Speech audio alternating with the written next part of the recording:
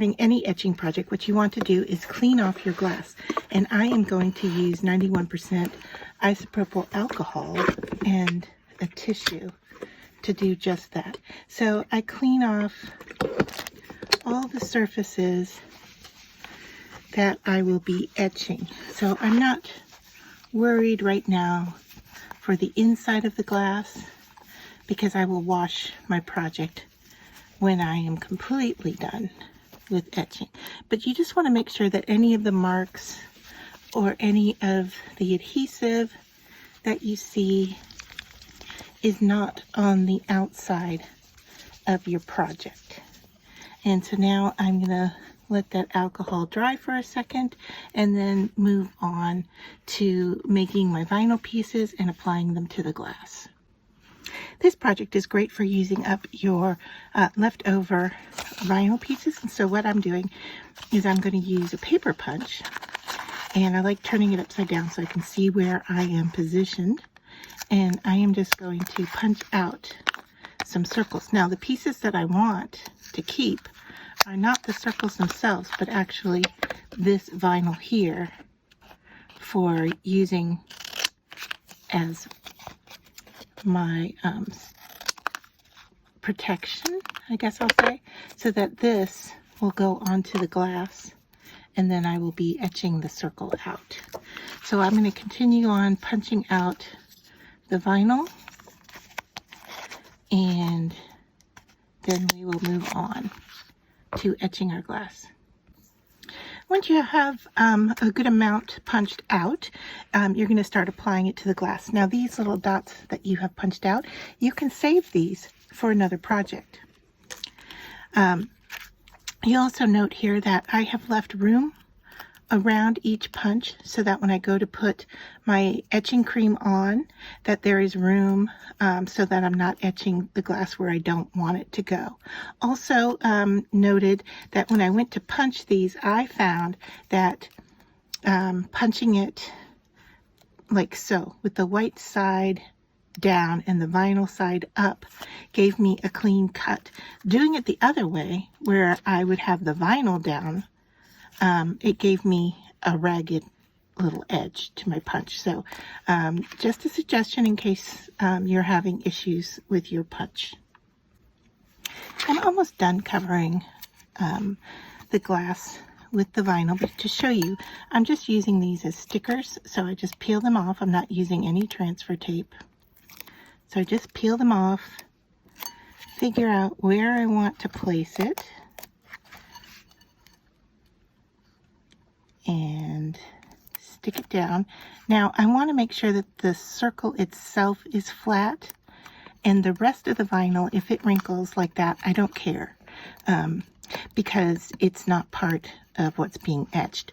Now any of these sections here that are open that you're concerned about, you can just cover with additional vinyl. I am ready to cover my glass with the etchall etching cream. I have protected my work surface with a plastic bag, and I am just going to open up my jar here of cream, and I shook it upside down, and you can see that I've got a lot here in the lid, and I am just going to use that if it's not too thick.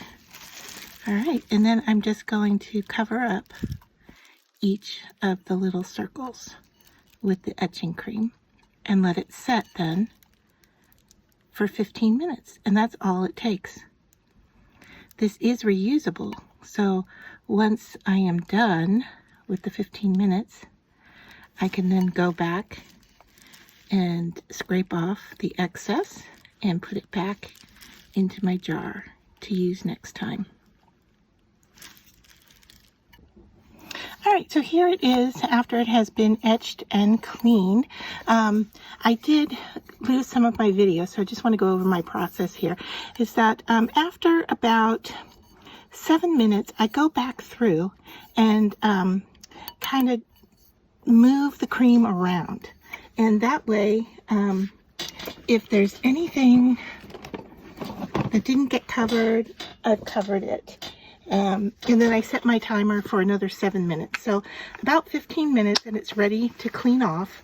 And then I scrape off all the excess that I can of the etching cream and put it back into my container.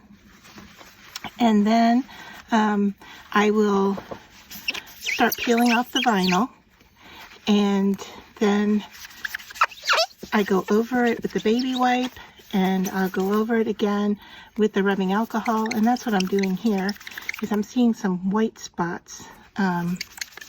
So I just want to clean those up. That's typically leftover residue from using the baby wipe. So at this point, my glass is clean and I can go and wash it, and those circles are now permanent. However, I want my circles to be colorful. So I am going to bring in these gel crayons from Mr. Pen, and you can see their waxy content, and I am just going to go over those circles and then kind of do a rub and a buffy kind of application so that the color stays on the dot. All right, and if you want a little bit brighter of a color, there's other options you can use. You can use like a buffing wax, and I'll show you what those look like here. So these are buffing waxes that I got off of Amazon.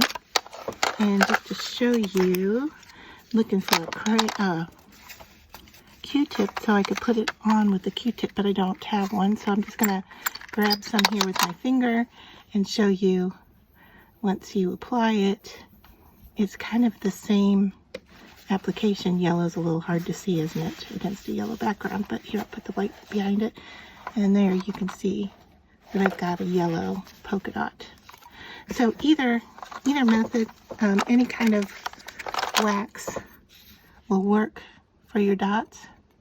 You can see I'm just rubbing it on with my finger and then just using a tissue to clean up the wax off of the outer bits.